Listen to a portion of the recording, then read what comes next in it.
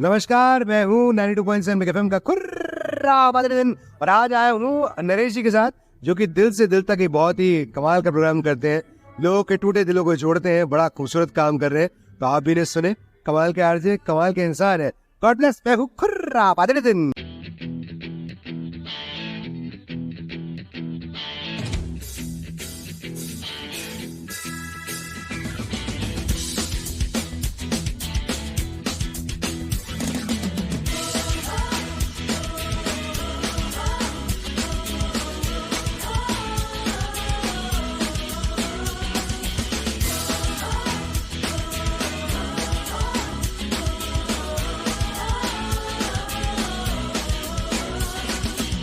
सोचा कहा था ये जो हो गया, माना कहा था ये लो हो गया। चुटकी कोई काटो ना है हम तो होश में, कदमों को थामो ये है उड़ते जोश में। बादल पे पाँव है या छूटा गाँव है, अब तो भाई चल पड़ी अपनी ये नाव है। बादल पे पाँव है या छूटा गाँव है, अब तो भाई चल पड़ी अपनी ये नाव है। हाय, मैं हूँ अंकिता पटेल, उड़ान आइडल सीजन 4 की विनर, और आप मुझे सुन रहे हैं दिल से दिल तक सीजन 10 में आरजे नरेश के साथ रेडियो उड़ान पर।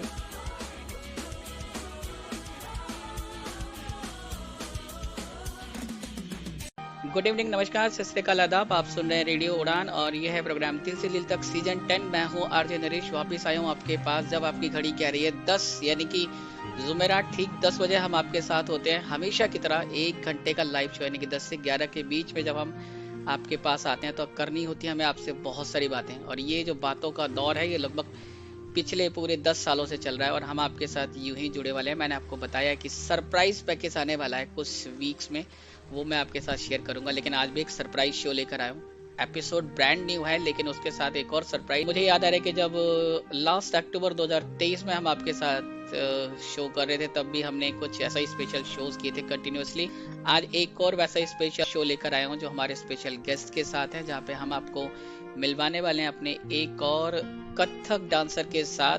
बिल्कुल आपको याद आया होगा कि हमने इसी अक्टूबर के मंथ में शोभना नारायण जी के साथ एक शो रिकॉर्ड किया था लास्ट ईयर। और फिर से देखिए अक्टूबर आया और फिर से एक और कथक डांसर हमारे साथ हैं। और इस शो में आपको हमारे अलग अलग वैरायटी के डांसेस के लोग आते हैं और हमारे साथ बातचीत करते हैं और आपको अपने बारे में बहुत कुछ बताते हैं। क्योंकि ये शो लाइव है और आप चाहें तो अपने फीडबैक्स हमें शेयर कर सकते हैं शो के ऑफिशियल कॉन्टैक्ट नंबर 9015173846 के थ्रू। इसी नंबर पे आप टेक्स्ट या व्हाट्सएप के थ्रू भी अपनी बातें शेयर करें। अगर आप चाहें तो हमारी वेबसाइट विजिट कर सकते हैं www.radioudan.com। फीडबैक सेक्शन में जाएं और अपनी ईमेल आईडी टाइप करें, साथ में शो का नाम भी चूज करें दिल से दिल तक, और अपनी बातें, आपका फीडबैक, आपकी शिकायतें या आज के शो के बारे में अगर आप कुछ कहना चाहें तो बिल्कुल हमारे साथ शो कर सकते हैं। जैसा ये फेस्टिवल का सीजन है, आपको पता है कि एक ऐसा दौर है जहाँ पे हम लगातार पिछले कुछ वीक से फेस्टिवल्स की बातें कर रहे हैं और इसी फेस्टिवल सीजन्स में हमारे पास बहुत से स्पेशल गेस्ट होते हैं। और जैसा मैंने आपको बताया कि आज भी हमारे साथ एक कथक डांसर है और इनके बारे में भी जानेंगे। और इनको मैं सब बुलाऊं तो सबसे पहले आप सबको बहुत सारी शुभकामनाएं हमारे इस पूरे मंथ की, क्योंकि एक पूरा फेस्टिवल का मंथ है ये, उसके लिए आप तैयार रहें। और आज हमारे साथ इस वक्त शिंजनी कुलकर्णी जो कथक डांसर हैं, कोरियोग्राफर हैं, और इनके बारे में और भी बहुत सी चीज़ें हैं जो ये आपके साथ शेयर करेंगे और हम इनसे बात करेंगे आपके लिए। मैम, बहुत बहुत स्वागत है आपका हमारे शो में। बहुत बहुत शुक्रिया मुझे बुलाने के लिए। Very excited to speak to you. जैसा कि मैंने आपको बताया कि कथक डांसर हैं और इनके बारे में बहुत सी चीजें हमें और नहीं पता चलेंगी। कथक के बारे में हमारे लिसनर्स कुछ ना कुछ जानते जरूर हैं मैम, लेकिन सबसे पहले हम बातचीत शुरू करें। हमारे सुनने वालों को बताएं थोड़ा सा अपने बारे में, कहाँ से हैं, चाइल्डहुड कैसा रहा और कैसे सारी चीजें हुई आपकी लाइफ में।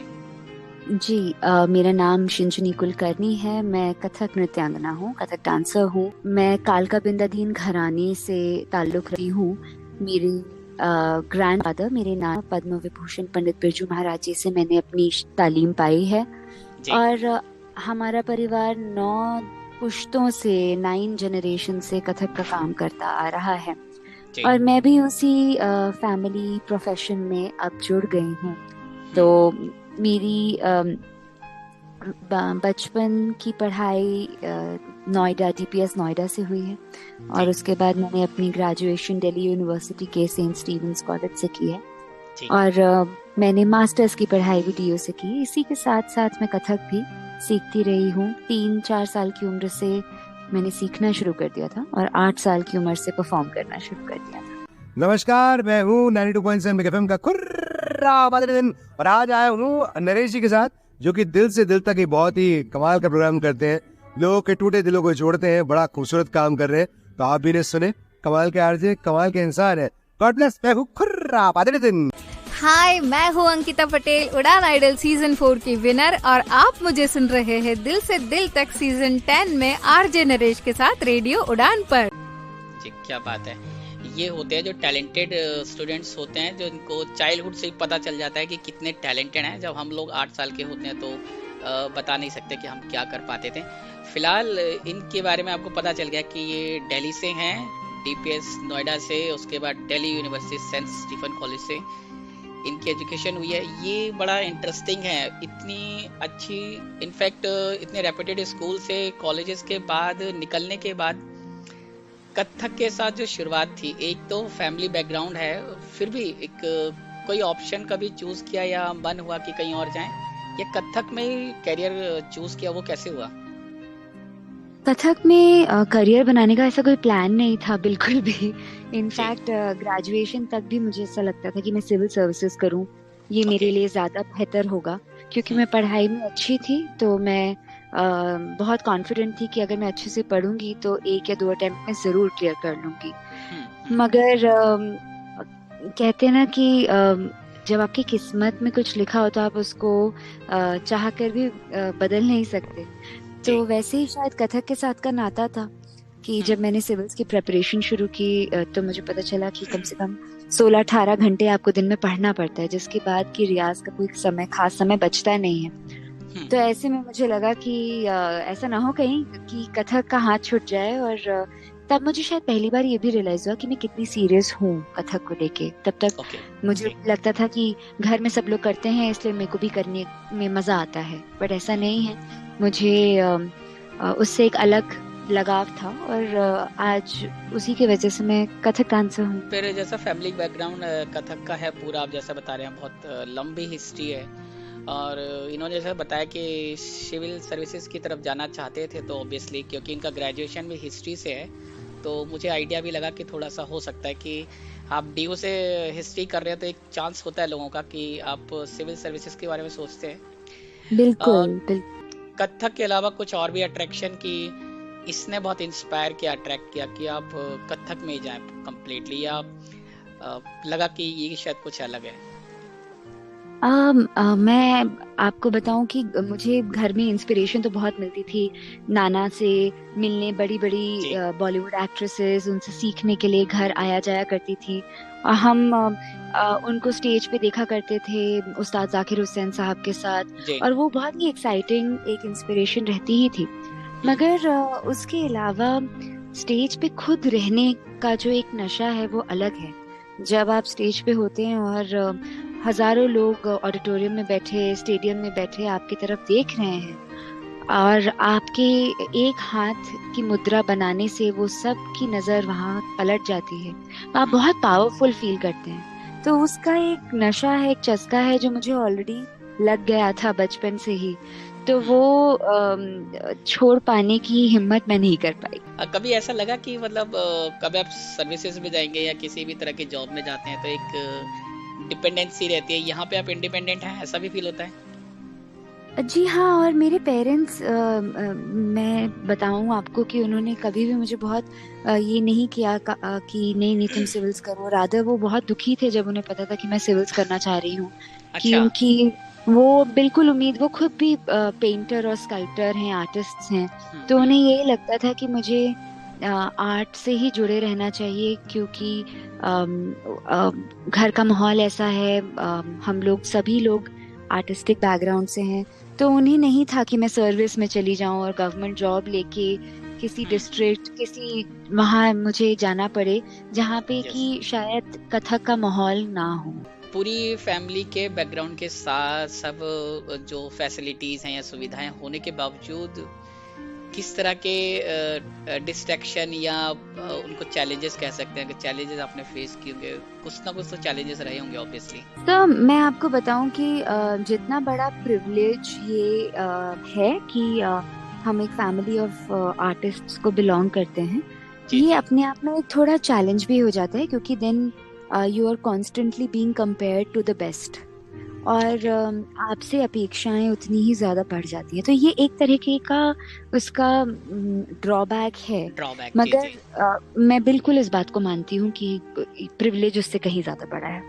हाय, मैं हूँ अंकिता पटेल, उड़ान आइडल सीजन 4 की विनर, और आप मुझे सुन रहे हैं दिल से दिल तक सीजन 10 में आरजे नरेश के साथ रेडियो उड़ान पर।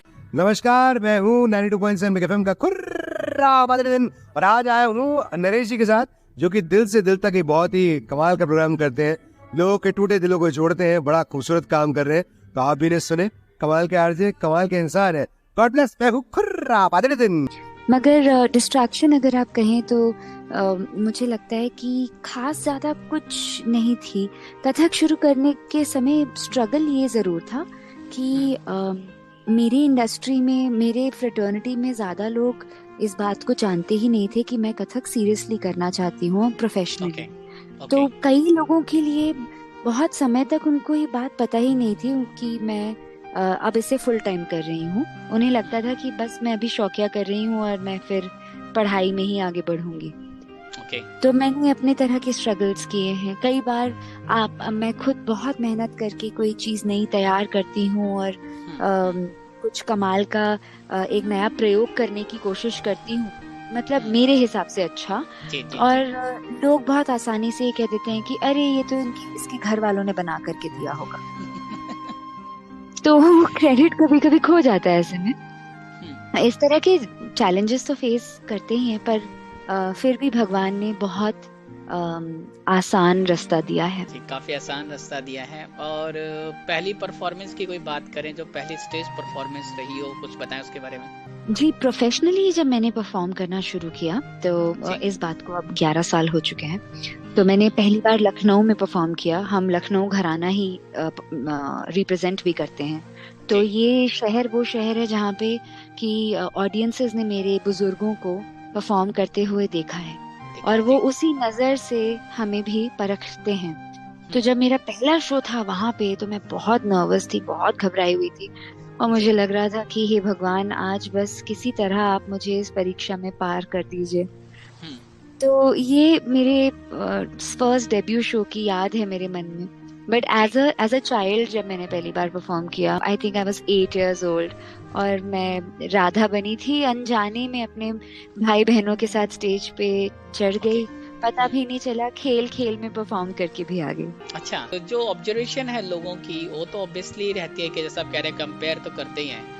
तो कुछ जैसे बहुत से हमारे ट्रेडिशनल या जो भी डांसर हैं या जो भी आर्ट फॉर्म्स के और भी लोग हैं, आर्टिस्ट हैं, वो बेसिकली कुछ रिचुअल्स होते हैं उनके परफॉर्मेंस से पहले। आपके भी कोई ऐसे रिचुअल्स कुछ करना पसंद है या कुछ लगता है कि अच्छा ऐसा करूंगी तो ठीक रहेगा आज?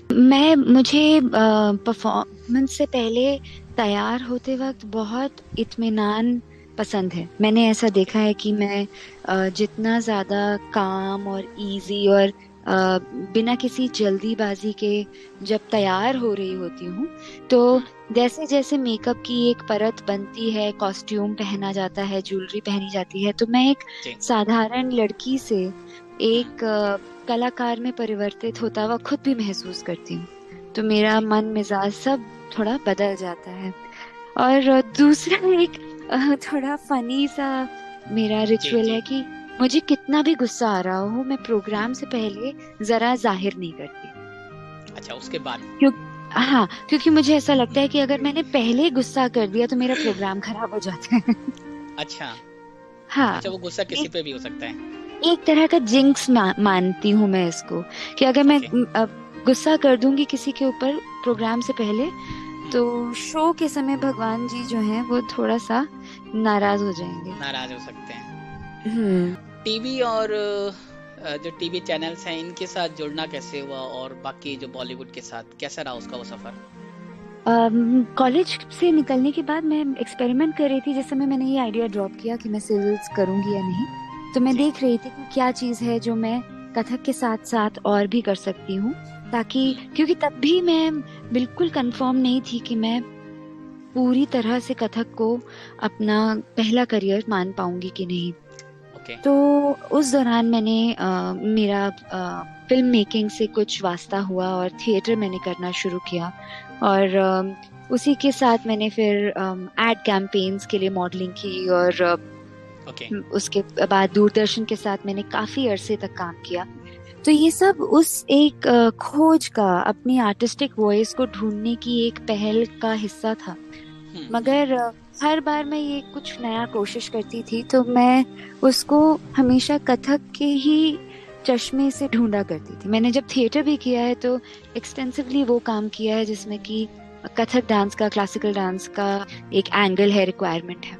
नमस्कार, मैं हूँ 92.7 बिग एफएम का खुर्रा बदरुद्दीन, और आज आया हूँ नरेश जी के साथ, जो कि दिल से दिल तक एक बहुत ही कमाल का प्रोग्राम करते हैं, लोगों के टूटे दिलों को जोड़ते हैं, बड़ा खूबसूरत काम कर रहे हैं। तो आप भी ने सुने, कमाल के आरजे, कमाल के इंसान है। God bless. मैं हूँ खुर्रा बदरुद्दीन।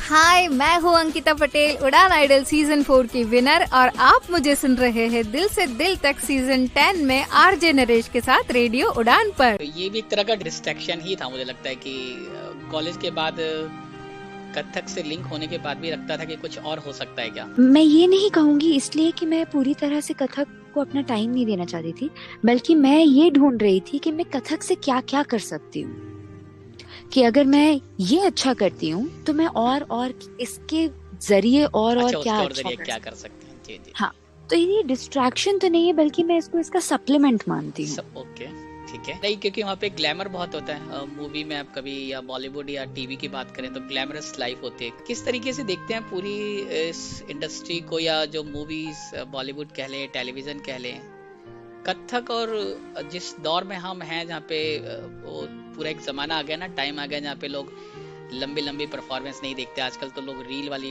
जनरेशन आ गई है, उसके साथ चेंजेस बहुत ज़्यादा पसंद है लोगों को, वेरियस। तो कथक एक क्लासिकल फॉर्म है एक्चुअली, उसमें आप, और जो पूरी हमारी इंडस्ट्री है और उसमें जो शोज होते हैं, चाहे वो टीवी शोज हो या मूवीज में कई बार आपको डांस परफॉर्मेंस देते हैं, कथक कहाँ पाते हैं उसमें? देखिए, जैसे योग है, योग सिर्फ कुछ आसन एक्सरसाइज के तौर पे कर लेने से आप योग नहीं कर रहे हैं, है ना। वो एक पूरा जीवन शैली है, उसको उसमें आपके सुबह उठने के समय से लेके खान पान तक सब पे एक उसकी एक फिलॉसफी है जो उसको गवर्न करती है। सिमिलरली कथक का भी ऐसे ही है कि कथक सिर्फ 4 स्टेप्स कर लेना या 4 बार चक्कर लगा लेने से कथक नहीं हो जाता, और उसको वो आपके जीवन के हर पक्ष को छुएगी। तो ये मान पाना कि आज के जमाने में सोशल मीडिया में जहाँ 30 सेकंड की रील भी लोग पूरी नहीं देखते और स्वाइप अप कर देते हैं, वहाँ पे वो 3-3.5 घंटे रुक के एक कथक परफॉर्मेंस देखेंगे। वो मुश्किल है, और ये एक्सपेक्टेशन रखना भी हमारे लिए मुश्किल है जब हम एज क्लासिकल आर्टिस्ट खुद भी 1.5 घंटे से लंबी फिल्म में बैठने से गुपियाने लगते हैं। तो फिर हम उन लोगों से जो शायद क्लासिकल डांस पूरी तरह समझते भी नहीं हैं, उनसे ये एक्सपेक्टेशन रखना गलत है। तो हर समय पे आर्ट ने अपने समय के हिसाब से परिवर्तन देखा है। कथक पहले कथा वाचन के रूप में मंदिरों में हुआ करता था, उसके बाद वो दरबारों में आ गया, तवाइफों की कोठों पे भी आया, और अब रियलिटी शो में भी दिखाई पड़ता है। तो हर बार कथक का स्वरूप कुछ और है, मगर उसके अंदर जो गहरी बात है, जो लय की, ताल की बात है, वो तो एक ही है। वो तो तब से अब तक निरंतर चली ही आ रही है। वही मैं पूछने की कोशिश कर रहा था कि जैसा आप, जो लोग प्योर क्लासिकल सीखते हैं, साथ में आप जैसा बता रहे हैं कि एक लंबी जनरेशन है पूरी, वहाँ से आपको वो तालीम मिल रही है कि आप चीज़ें सीख रहे हैं, सब कुछ समझ रहे हैं, और एक आज की भी जनरेशन है जो कथक में थोड़ा बहुत इंटरेस्टेड होती है, और उसकी एक इंटरप्रेशन उनकी अलग है कि कैसे इंटरप्रेट करते हैं उस बात को वो। वो शायद कई बार हम ये भी देखते हैं कि जो नई जनरेशन है वही कहते हैं कि हमने यही सीखा या देखा है तो हम ऐसा सीख रहे हैं। वहाँ पे फिर किस तरीके से मैच किया जा सकता है? कुछ मैच है वहाँ पे या फिर जरूरत है कि कुछ और इम्प्रोवाइज होना चाहिए? देखिए, कथक 5000 साल पुराने ग्रंथों में भी उसका आपको मेंशन मिलेगा, तो तब से अब में फर्क तो आया ही है। बिल्कुल, हम भी जो आज कथक कर रहे हैं वो हमारे बुजुर्गों के कथक से कुछ फर्क तो है ही, चाहे वो फॉर्मेट, परफॉर्मेंस का ड्यूरेशन हो, चाहे वो हम जहाँ परफॉर्म करते हैं उस तरह की जगहों में फर्क आ गया हो। पर पूरे आप अब देखें कि पूरे देश में, इंडिया में हर जी। जगह में, हर प्रांत में कृष्ण की पूजा की गई है। कोई द्वारकाधीश के रूप में करता है, कोई लड्डू गोपाल के रूप में करता है, कोई विठोबा के रूप में करता है। जी, जी। तो जब तक आप कृष्ण से जुड़े हैं तब तक आप भक्ति में लीन हैं। वैसे ही जब तक आप कथक को किसी रूप में प्रेम कर पा रहे हैं, आप उस डोर से तो जुड़े ही हुए हैं कम से कम। मगर ये है कि जो कृष्ण की बात है, जो उनका ज्ञान है, जो उन्होंने उपदेश दिया है, जी। वो फर्क नहीं हो जाना चाहिए। ओके। कृष्ण जी ने अगर कहा है कि आप कर्म करें और फल की चिंता ना करें, तो वो बात वही रहे, वो एकदम से कहीं पिज्जा बर्गर की बात ना करने लग जाए। बिल्कुल, इस वक्त आप हमें सुन रहे हैं रेडियो उड़ान पे और ये प्रोग्राम है दिल से दिल तक सीजन 10 स्पेशल एपिसोड, जिसमें हम आज दिल्ली से लाइव जुड़ी हुई कथक आर्टिस्ट या कथक डांसर हमारे साथ शिंजिनी कुलकर्णी इस टाइम बातें कर रहे हैं और हम उनसे बहुत सारी कर रहे हैं। जैसा आप लगातार सुन रहे हैं और सुनते सुनते अगर आपके मन में कोई सवाल या कोई बात हो या कुछ फीडबैक देना चाहें तो बिल्कुल शो के ऑफिशियल कांटेक्ट नंबर 9015173846 पर आप अपने फीडबैक शेयर कर सकते हैं। कुछ ऐसा लगता है आपको कि हमारे जो लिसनर्स हैं, जो रेडियो पे बहुत से आज भी लिसनर, जो मुझे लगता है कुछ नए हमारे साथ हमेशा जुड़ते हैं, वो आपको जब सुन रहे हैं तो कथक के बारे में कुछ ऐसा बताना चाहें जो विशेष हो, जो वो शायद बहुत से लोगों को ना पता हो? जैसे मुझे याद है कि हम एक बार लास्ट ईयर जब एक शो हुआ था तो हमारे कुचिपुड़ी के डांसर आए थे, तो उन्होंने कुछ खास चीजें बताई थी, जैसे नी के थ्रू या बैठ के थोड़ा ये डांस किया जाता है। इस तरह की कथक की परफॉर्मेंस में स्पेशल क्या होता है? कथक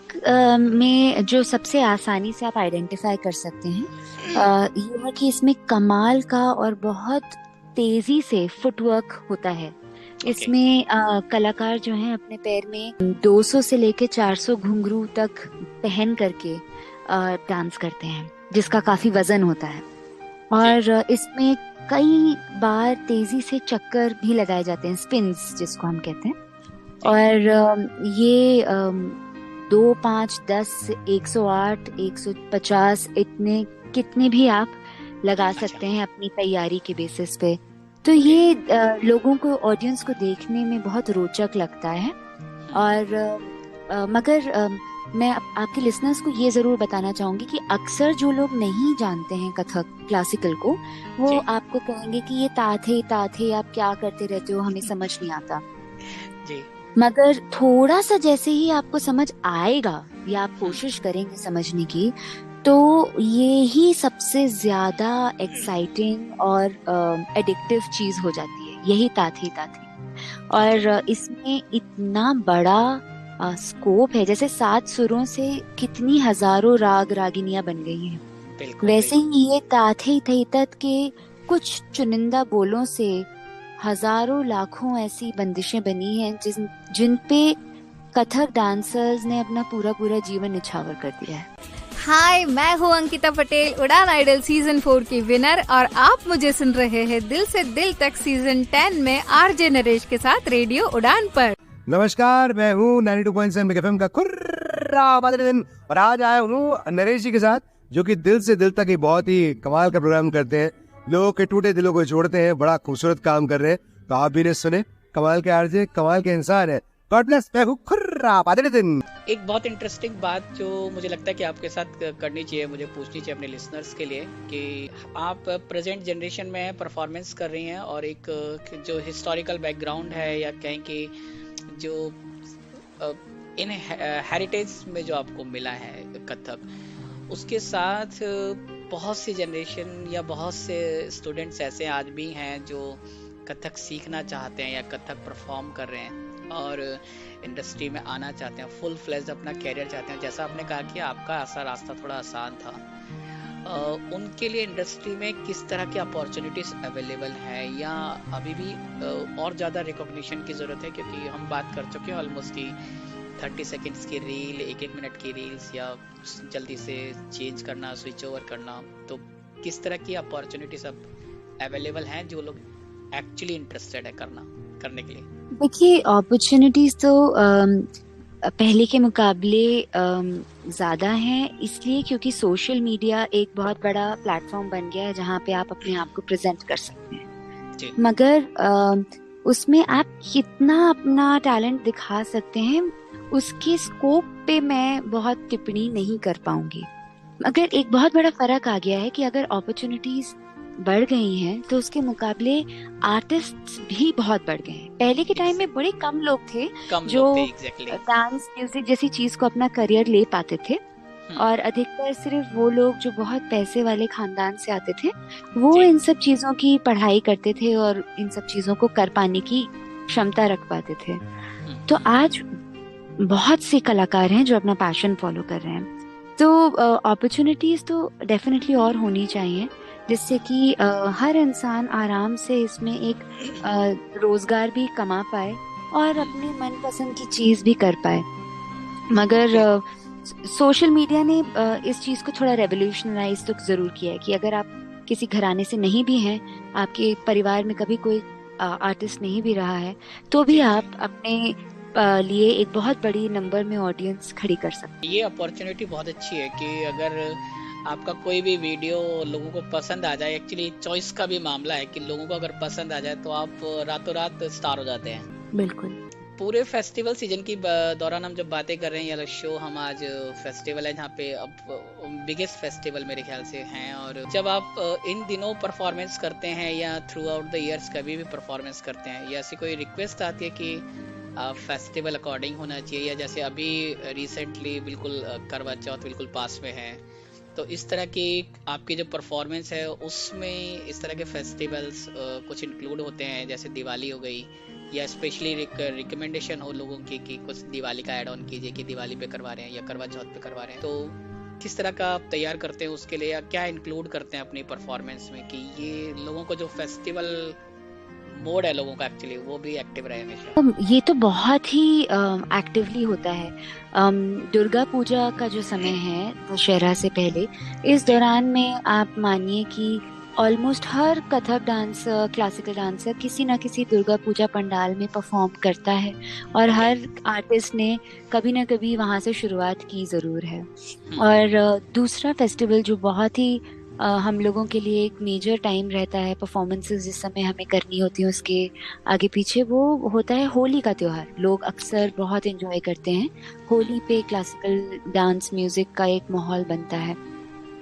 इसके अलावा इस साल बहुत ही एक खास पर्व था, almost like a festival for the whole country, की राम मंदिर अयोध्या में उद्घाटन जब हुआ राम मंदिर का, तो पूरे देश में उसका सेलिब्रेशन हुआ, और हमने कई दर्जन ऐसे प्रोग्राम किए। यहाँ पे हमको बोला गया कि आप सिर्फ श्री राम के ऊपर कोई आधारित कोई प्रसंग प्रेजेंट करें और परफॉर्मेंस दें। तो हमें अच्छा लगता है क्योंकि ये चैलेंज होता है कि जो यूजुअली हम चीज़ें प्रेजेंट करते हैं उससे हट करके कोई एक खास एक थीम के लिए हम प्रेजेंट कर रहे हैं, और ऐसे परफॉर्मेंसेस में ऑडियंस का उत्साह भी बहुत ज़्यादा होता है क्योंकि वो लोग खुद भी एक त्योहार को सेलिब्रेट करने के माहौल में होते हैं। दिवाली से पहले लोग खूब सुंदर कपड़ों में सजे धजे आते हैं, हमारे ऑडिटोरियम्स में भी एकदम रंगो रौनक फैली होती है। तो बहुत अच्छा लगता है दिल को कि अधिकतर लोग तो सिर्फ अपने परिवार के साथ मना पाते हैं, हम अपने त्योहार अपनी पूरी ऑडियंस के साथ मना लेते हैं। नमस्कार, मैं हूँ 92.7 मेगा एफएम का कुर्रा दिन, और आज आया हूँ नरेश जी के साथ, जो कि दिल से दिल तक एक बहुत ही कमाल का प्रोग्राम करते हैं, लोगों के टूटे दिलों को जोड़ते हैं, बड़ा खूबसूरत काम कर रहे हैं। तो आप भी ने सुने, कमाल के आरजे, कमाल के इंसान है। God bless. मैं हूँ कुर्रा दिन। हाय, मैं हूँ अंकिता पटेल, उड़ान आइडल सीजन 4 की विनर, और आप मुझे सुन रहे हैं दिल से दिल तक सीजन 10 में आरजे नरेश के साथ रेडियो उड़ान पर। ये थोड़ा सेफ्टी का मामला है, मेल सेफ्टी का। मुद्दे पे आ जाए जल्दी से। जैसा मैंने आपको बताया कि करवा चौथ पास है, फीमेल्स हमारी बहुत सी लिसनर्स है जो इस वक्त हमें सुन रही होंगी, तो आप जल्दी से बता दें कि कौन सी परफॉर्मेंस है या कुछ जो कथ अपने करवा चौथ स्पेशल किया हो। और सेफ्टी का मामला तो आपको पता चल गया, करवा चौथ पे मेल की सेफ्टी का बहुत बड़ा इशू है। मेल की सेफ्टी का इशू क्यों है ये तो मैं नहीं जानती, मगर आप नहीं जी, बताएं ऐसा कहते हैं मुझे। कि वो अगर फास्ट ना रखें तो पता नहीं क्या क्या हो सकता है। देखिए, फीमेल्स मुझे फास्ट ऐसा रखते हैं। लगता है कि ये फास्ट की जो एक ट्रेडिशन है, उसके जी पीछे अपने जो साइंटिफिक रीजंस होंगे कि बॉडी को एक डिटॉक्स मिलता है वगैरह, और जी उसके उसके अलावा एक साइकोलॉजिकल रीजन है कि आपकी एक इमोशनल बॉन्डिंग होती है अपने पार्टनर के साथ। जी In very simple terms and very modern terms, your partner feels very loved when you put in that effort as a gesture, कि उनकी फिक्र आपको कितनी है और उसके लिए आप कितना सैक्रिफाइस कर सकते हैं। बहुत सिंबॉलिक सा ही उसका एक मीनिंग शायद आज के ज़माने में रह गया है। मगर जैसे मैं बहुत लकी हूँ कि मेरे मेरे पास फुल फ्रीडम था कि मैं करवा चौथ का व्रत रखूं या नहीं।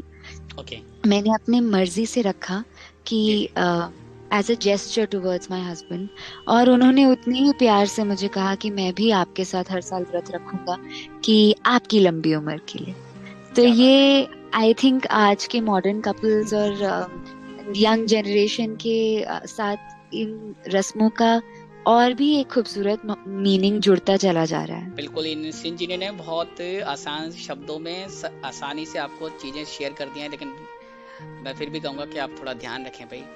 जो मेल्स हैं वो जरा गिफ्ट का इंतजाम जरूर रखें, अदरवाइज मुश्किल हो सकती है। ये बहुत इंटरेस्टिंग है कि इस तरह के जो फेस्टिवल्स हैं वो एक पूरा कल्चरल हिस्ट्री है हमारी, जहाँ पे हम हर चीज़ को अपने फेस्टिवल्स के साथ जोड़ते हैं, त्योहारों को जोड़ते हैं। दिवाली की जो स्पेशल परफॉर्मेंस होते हैं, दिवाली मेरे ख्याल से सबसे बड़ा एक त्योहार है हमारा, अगर one of the biggest festival कह सकते हैं। उस पे कुछ परफॉर्मेंस या और स्पेशली उस पे आप कुछ करते हैं? जी बिल्कुल, दिवाली के लिए रामायण से जुड़े अनेकों प्रसंगों को प्रेजेंट किया जाता है, और दिवाली में जो आप दिए जलते हैं, उन दियों के साथ भी कथक में कई ऐसी ग्रुप कोरियोग्राफीज हुई हैं जो बहुत ही खूबसूरत लगती हैं।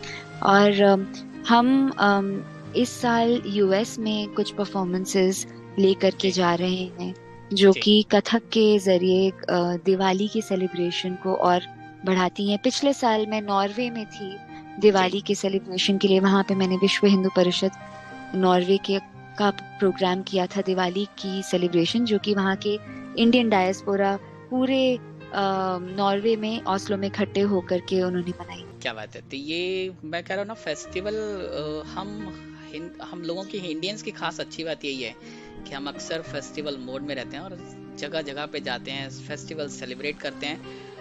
कितना टाइम प्रैक्टिस के लिए आप निकालते हैं डेली का? अगर रूटीन में अगर आप हैं या नॉर्मली जब शोज नहीं है, स्टेज परफॉर्मेंस नहीं है, तो भी कितनी टाइमिंग आप दे पाते हैं अपनी प्रैक्टिस के लिए? अगर मेरा सादा दिन चल रहा है जिसमें कि मैं ऑलरेडी किसी शो की रिहर्सल में या फिर टीचिंग में बिजी नहीं हूँ, तो मैं 2 से 3 घंटा कम से कम रियाज करने की पूरी कोशिश करती हूँ। जब मैं और थोड़ी यंग थी, जिस समय की टीचिंग और रिहर्सल्स का प्रेशर नहीं होता था, तो मैं कम से कम 4 घंटे रियाज करने की कोशिश करती थी, क्योंकि उस समय आप अपने आप को भी तैयार कर रहे होते हैं, अपने बाउंड्रीज को पुश कर रहे होते हैं। तो ये कोशिश रहती है। मगर परफॉर्मेंस सीजन जैसे अभी शुरू हो गया है इस महीने से, अक्टूबर से, तो अभी से लेके मार्च तक हम बहुत ट्रैवल कर रहे होते हैं, रोज किसी अलग शहर में होते हैं, और उसमें भी कुछ समय ढूंढ पाना रियाज का मुश्किल होता है। तो मेंटली बहुत रियाज चलता है, जिसमें कि आप जो बंदिशें हैं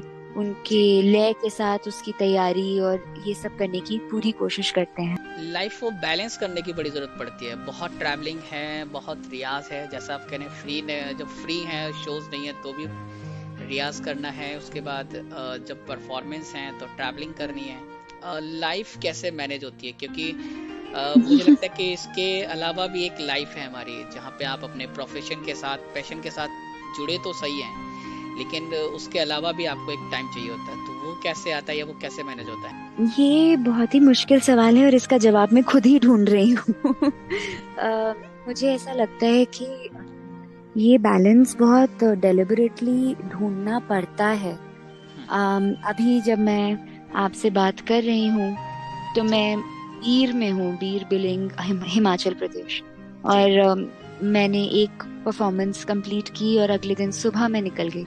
2 दिन का मेरे पास बीच में गैप था और मैं एक छोटे से वीकेंड गेटअवे के लिए यहाँ आ गई और मैं वापस जाऊंगी तुरंत, मेरा देहरादून में परफॉर्मेंस है। तो रहने को मैं घर रह के कुछ आराम भी कर सकती थी, पर मुझे पता है कि ये मौका अगर मैंने इस तरह से ढूंढा नहीं तो मिलेगा नहीं। हाय, मैं हूँ अंकिता पटेल, उड़ान आइडल सीजन 4 की विनर, और आप मुझे सुन रहे हैं दिल से दिल तक सीजन 10 में आरजे नरेश के साथ रेडियो उड़ान पर। नमस्कार, मैं हूँ 92.7 मेगा एफएम का कुर्रा दिन, और आज आया हूँ नरेश जी के साथ, जो कि दिल से दिल तक एक बहुत ही कमाल का प्रोग्राम करते हैं, लोगों के टूटे दिलों को जोड़ते हैं, बड़ा खूबसूरत काम कर रहे हैं। तो आप भी ने सुने, कमाल के आरजे, कमाल के इंसान है। गॉड ब्लेस, मैं हूँ कुर्रा दिन। एग्जैक्टली। और फन एक्टिविटी में क्या है, मतलब कथक को छोड़ दिए फिलहाल, उसकी बात नहीं, फन एक्टिविटी क्या करना पसंद है, कैसे टाइम स्पेंड होता है? मेरे फादर क्योंकि पेंटर हैं तो मैं पेंटिंग करना पसंद करती हूँ और मैं शौकिया लिखती हूँ थोड़ा। तो जब ऐसे मैं पहाड़ों में आ जाती हूँ तो मेरे लिए सबसे ज़्यादा मज़े का और आराम की चीज़ ये होती है कि मैं एक अपनी डायरी के साथ अकेले बैठी रहूँ और कुछ खूबसूरत चीज़ें, कुछ खूबसूरत लोगों को ऑब्जर्व करूँ। अक्सर ऐसे मौक़ों पर आपके पास कुछ ऐसी इंस्पिरेशन आती है जो आपको नॉर्मल अपनी डे टू डे लाइफ शहर में नहीं मिल पाती। और इसके अलावा शॉपिंग वगैरह, मतलब एक क्वेश्चन तो बनता है जी, लड़की होने के नाते मैं अपना धर्म पूरी तरह से निभा रही हूँ। मेरा मानना है कि अगर हम समय समय पे शॉपिंग नहीं करेंगे तो हम इकोनॉमी को कंट्रीब्यूट कैसे करेंगे? क्या बात है। जी जी। एक दिल्ली से हैं तो ऑब्वियसली एक क्वेश्चन तो और बनता है कि शॉपिंग कैसे करते हैं, ब्रांडेड शॉपिंग या मतलब बार्गेनिंग जरूरी है? धर्म तो वो भी है। देखिए, मेरा थोड़ा मिक्स है। ब्रांडेड शॉपिंग तो मैं नहीं करती हूँ ज़्यादा। मुझे इंडियन वेयर का बहुत शौक है, तो मैं हैंडलूम्स और हैंड वोवन साड़ीज इन सब पे काफ़ी खर्चा कर देती हूँ। शायद इतना जितना कि मैं एक्सेप्ट और एडमिट ना करना चाहूँ, मगर बाकी रोज़मर्रा के जीवन में सस्ता, मजबूत, टिकाऊ बहुत अच्छा लगता है। मुझे लाजपत नगर में शॉपिंग करना बहुत पसंद है। वहाँ पे हमें कमाल कमाल की चीज़ें बहुत ही कम सस्ते दाम पे मिलती हैं, तो उसी के साथ हमें चाट पकौड़ी खाने का भी मौका मिल जाता है। शॉपिंग की शॉपिंग और खाने पीने की मस्ती भी। खाने पीने का कितना ध्यान रखना पड़ता है? वो सिंगर के लिए तो एक ऑब्वियस है कि एक ध्यान रखना है, फिर भी जो कथक डांसर हैं या किसी भी डांस परफॉर्मेंस है, तो खाने पीने का कितना ध्यान रखना पड़ता है? खाने पीने का ध्यान तो रखना पड़ता है, स्पेशली बढ़ती उम्र के साथ। आपको you have to make sure कि आप अपने सप्लीमेंट्स ले रहे हैं, आप अपने शरीर का ध्यान रख रहे हैं, क्योंकि यही आपका आपकी मशीन है जिसके साथ आप काम कर रहे हैं। यही हमारा कंप्यूटर लैपटॉप है। मगर क्योंकि ट्रैवल इतना होता है तो बाहर का खाना भी बहुत होता है। कॉन्सर्ट्स अक्सर लेट नाइट खत्म होते हैं तो खाने का समय भी कभी तय नहीं हो पाता, तो हमें बड़ी मुश्किल से उसका बैलेंस ढूंढते रहना पड़ता है। कभी बीच में ऐसा पीरियड भी आता है कि दिन दिन तक हमें घर का खाना नसीब नहीं होता, और अगर हम घर पे हैं या उसी के अंदर हम कोशिश करते हैं कि कुछ ना कुछ हेल्दी ऑप्शंस का अगर कोई ऑल्टरनेटिव मिल जाए तो वो बेहतर है, क्योंकि अगर लॉन्ग रन तक अपने डांस के साथ हम जीना चाहते हैं तो ये बहुत जरूरी है। पिछले 2-3 क्वेश्चन हमारे लिसनर्स जो सुन रहे हैं उनको बता दूं कि ये डेलीआइड होने की एक रिस्पॉन्सिबिलिटी थी जो हमें पूछनी पड़ती है और करनी पड़ती है। तो लास्ट के जो 2-3 क्वेश्चन थे वो डेलीआइड होने की वजह से थे। इसके साथ साथ हमारे बहुत से लिसनर्स ऐसे भी होंगे जो कथक सीखना चाहते हैं या जुड़ना चाहते हैं किसी भी आर्ट फॉर्म से।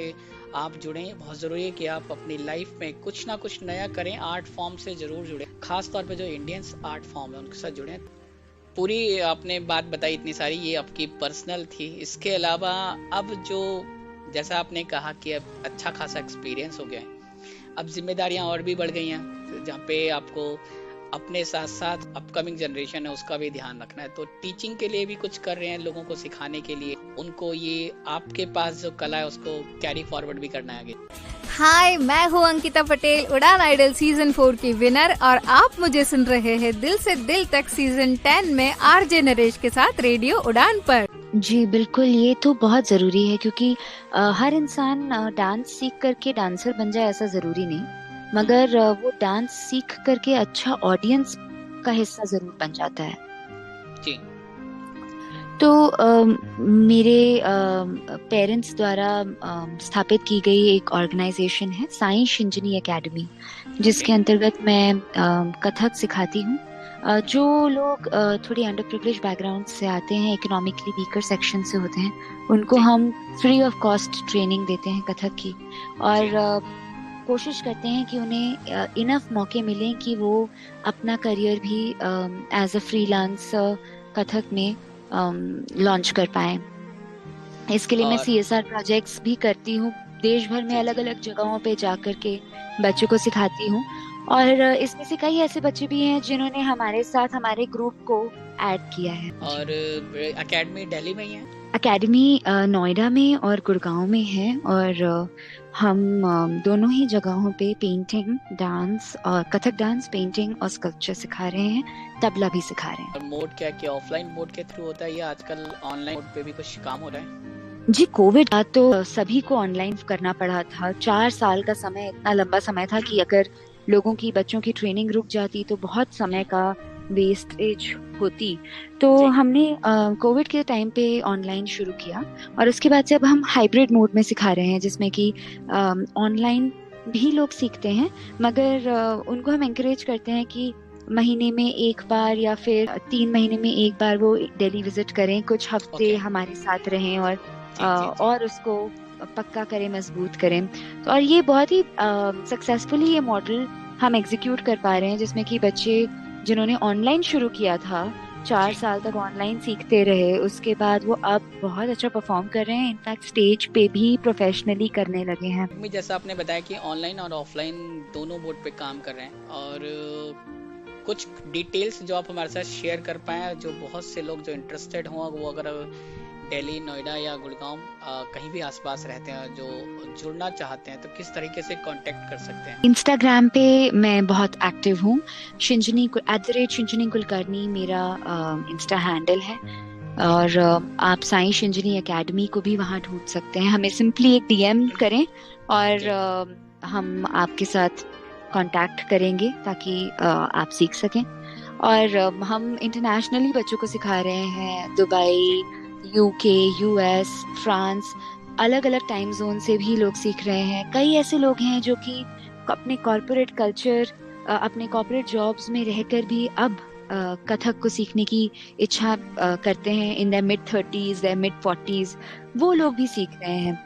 तो डेफिनेटली मेरा एक मैसेज ये है कि there is no age to start, you can start whenever you want, बस चाह होनी चाहिए। वेबसाइट जो आप शेयर करना चाहें हमारे लिसनर्स के साथ, या कोई ऑफिशियल कांटेक्ट नंबर हो जो यहाँ पे दे सकते हैं, जो वेबसाइट पे भी ड्रॉप करते हो? हमारा एकेडमी का नंबर है जिसपे कि आप बात कर सकते हैं मुझसे, डायरेक्टली भी आपका कांटेक्ट हो सकता है उस नंबर से। वो है 9899896505। तो ये कांटेक्ट डिटेल्स हैं जिनके थ्रू अगर आप उनसे जुड़ना चाहते हैं, बातें करना चाहते हैं, या उनसे कुछ भी तरह की मदद, जैसे उन्होंने बताया कि अगर आप अफोर्ड नहीं कर सकते तो एकेडमी आपको फ्री ऑफ कॉस्ट भी सिखा सकती है। शर्त यही है कि आप उसके लिए पैशनेट होने चाहिए, आपके मन में सीखने की लगन होनी चाहिए। बहुत सारी जो बातें हुई वो कैरियर को लेके इस कथक के साथ जुड़ी हुई बहुत सी बातें हैं। हर जो डांस परफॉर्मर है, या यूं कहूँ कि सिंपली जो आर्टिस्ट हैं, उनके कुछ प्राउड मोमेंट्स होते हैं, या वो अवार्ड्स हो सकते हैं, या अवार्ड के अलावा भी बहुत से ऐसे मोमेंट्स जो आपको पूरी लाइफ याद रहते हैं। तो कुछ ऐसे मोमेंट्स अगर आपको याद आते हो, जिनको अगर आप कभी कहें कि आप आंखें बंद करें, तो क्या याद आता है? अभी हाल फिलहाल में मेरा एक परफॉर्मेंस हुआ दुबई में, और मैं उस प्रोग्राम के लिए काफी समय से तैयारी कर रही थी। तो देश विदेश में प्रोग्राम्स तो हमारे होते रहते हैं, तो वो तो बड़ी नॉर्मल सी बात है। मगर जब उस प्रोग्राम का फ्लायर मेरे पास आया तो मैंने देखा कि मेरे जस्ट बाद अगला कलाकार जो प्रोग्राम परफॉर्म करने वाला है वो फेमस आर्टिस्ट आबिदा परवीन जी का था। और वो एक ऐसी आर्टिस्ट हैं जिनको मैं बचपन से मैं उनकी फैन रही हूँ, और मेरे लिए उनसे शायद ही ज़्यादा अमेजिंग सिंगर कोई और होगा सूफी म्यूजिक में। और उनसे मिल पाना, रूबरू हो पाना, उस स्टेज पे परफॉर्म करना जहाँ पे अगला परफॉर्मेंस उनका है, ये मेरे लिए एक बहुत ही बड़ी चीज़ थी। और मेरा परफॉर्मेंस जब ख़त्म हुआ तो उन्होंने मुझे बुलाया और बहुत प्यार से कहा कि उनको परफॉर्मेंस बहुत पसंद आया। तो ये किसी भी अवार्ड से बड़ी तारीफ है कि जिस आर्टिस्ट को आप आइडियलाइज करते हैं वो अगर आपको मोटिवेट कर दे, तो मुझे लगता है कि वो मैं कभी भूल नहीं सकती, और मेरी मोस्ट चेरिश्ड मेमोरीज में से एक। तो ये चेरिश्ड मेमोरीज में से एक है। और क्योंकि हम चाहते हैं शिंजनी हमारे साथ दोबारा भी शो में जरूर जुड़ें, तो कौन से ऐसे फ्यूचर प्लान हैं जिसके बाद हम आपको दोबारा इनवाइट करेंगे? मेरे कुछ प्रोडक्शंस हैं जो अभी ट्रैवल कर रहे हैं। नूर जहां करके एक डांस ड्रामा है जिसको लेके मैं बॉम्बे के बहुत ही प्रेस्टिजियस NCPA में परफॉर्म करने वाली हूँ। और फिर हम हैदराबाद ले जा रहे हैं। हमारे एक नया प्रोडक्शन है जो दिल्ली में प्रीमियर हो रहा है दिसंबर में, जिसके लिए मैं आपको भी इनवाइट करती हूँ। उसका टाइटल है माइंडस्केप और ये चेस पे आधारित है। तो इस तरह के काफी सारे प्रोजेक्ट्स हैं। कुछ फिल्म रिलेटेड काम भी हैं जिनके बारे में अभी मैं ज्यादा नहीं बात कर सकती, मगर इन सभी चीजों से हमारे पास अगली बार बात करने के लिए बहुत से नए टॉपिक्स होंगे। क्या बात है। तो ये हैं शिंजनी कुलकर्णी जो हमारे साथ दिल्ली से लाइव इस टाइम जुड़ रही हैं और अपनी बहुत सारी बातें कर रहे हैं। ऑलमोस्ट 40 मिनट से ज्यादा हमें बात करते करते हुए, और आज हमने कोई भी म्यूजिकल ब्रेक बीच में नहीं लिया है। इसका मतलब था कि इंटेंस एक कन्वर्सेशन, और साथ में बहुत ही आसान शब्दों में उन्होंने आपके साथ सब कुछ शेयर किया है। शिंजनी, कौन सी बात या कौन सी ऐसी मोटिवेशनल चीज़ है जो आप हमारे लिसनर के साथ शेयर करना चाहते हैं एज अपने मैसेज, ताकि लोग मोटिवेटेड रहें? मैं चाहता हूँ लोग हमेशा मोटिवेटेड रहें। मैं आपके प्लेटफॉर्म के जरिए लोगों को ये बताना चाहती हूँ कि क्लासिकल डांस म्यूजिक आज के ज़माने में करना एक काफ़ी बड़ा चैलेंज है। और इसको सुनने वाले लोग, समझने वाले लोग कहीं ना कहीं कुछ कम तो हुए हैं। मगर जिस तरह से हम लोगों ने क्लासिकल का हाथ नहीं छोड़ा, और आज वो वापस से लोग उसके तरफ आकर्षित हो रहे हैं, लोग ढूंढ रहे हैं उसे और इतना पसंद कर रहे हैं। देश विदेश से लोग सोशल मीडिया पे हमें मैसेज करते हैं। उसी तरह आप अपने पैशन को फॉलो करते वक्त अगर कुछ रोड ब्लॉक्स को मीट करते हैं और आपके लाइफ में कुछ स्ट्रगल आते हैं, तो आप बस इतना याद रखें कि आज शायद आपको सुनने वाले, देखने वाले या एनकरेज करने वाले लोग कम होंगे, मगर एक बहुत बड़ी ऑडियंस है हर जगह आपके लिए।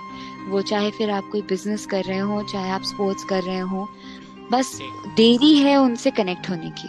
ये हैं शिंजनी जो हमारे साथ लाइव हैं इस वक्त, और इन्होंने हमारे साथ सब कुछ शेयर कर दिया और प्रॉमिस किया कि नेक्स्ट टाइम भी हमारे साथ शो में आएंगी। और मैंने बेसिकली जो फ्यूचर प्लान पूछा था वो मैंने इसलिए इनसे कहा था कि एक ऑफिशियली कह लें या इनडायरेक्टली इनविटेशन है कि हम इनको नेक्स्ट टाइम ज़रूर बुलाएंगे। जैसे इनकी परफॉर्मेंस कंप्लीट होगी, थोड़ा सा टाइम इनको मिलेगा हमारे लिए, हम इनके साथ बात करेंगे। शिंजनी, इतनी सारी बातें करने के लिए, हमारे लिसनर्स को बहुत सारा कुछ कथक के बारे में बताने के लिए, अपने बारे में बताने के लिए, और जितनी भी हमने बातें शेयर की वो बहुत ज़रूरी बातें हैं जो आर्टिस्ट के थ्रू हमारे लिसनर्स तक, हमारे ऑडियंस तक पहुंचना चाहिए, क्योंकि शायद ये बातें उनको मोटिवेट करती हैं। जैसा आपने कहा कि हर्डल बहुत आते हैं लोगों को आजकल, और उसके साथ जब हमारे आर्टिस्ट, हमारे सेलिब्रिटीज हमारे साथ जुड़ते हैं और अपनी बातें शेयर करते हैं तो हमेशा मोटिवेशन मिलता है। बहुत बहुत शुक्रिया हमारे साथ जुड़ने के लिए।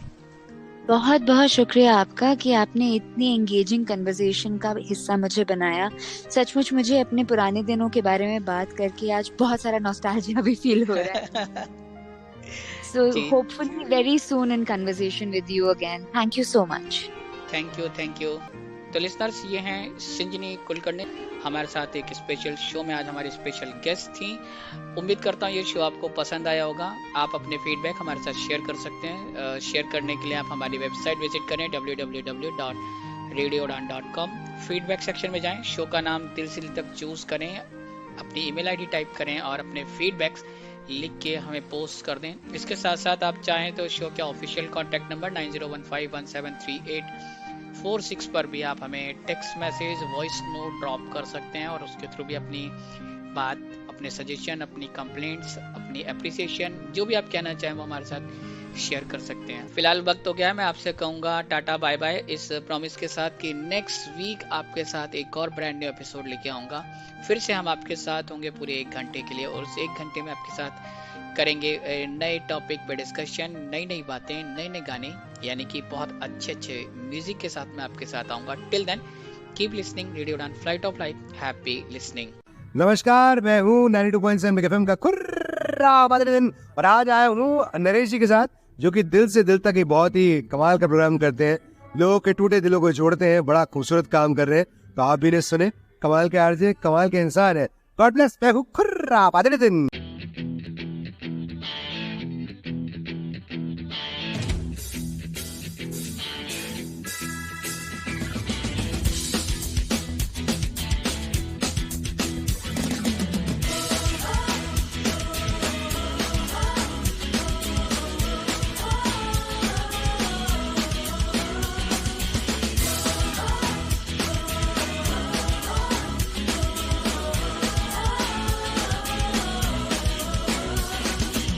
सोचा कहा था ये जो हो गया, माना कहा था ये लो हो गया। चुटकी कोई काटो न है हम तो होश में, कदमों को थामो ये है उड़ते जोश में। बादल पे पाँव है या छूटा गाँव है, अब तो भाई चल पड़ी अपनी ये नाव है। बादल पे पाँव है या छूटा गाँव है, अब तो भाई चल पड़ी अपनी ये नाव है। हाय, मैं हूँ अंकिता पटेल, उड़ान आइडल सीजन 4 की विनर, और आप मुझे सुन रहे हैं दिल से दिल तक सीजन 10 में आरजे नरेश के साथ रेडियो उड़ान पर।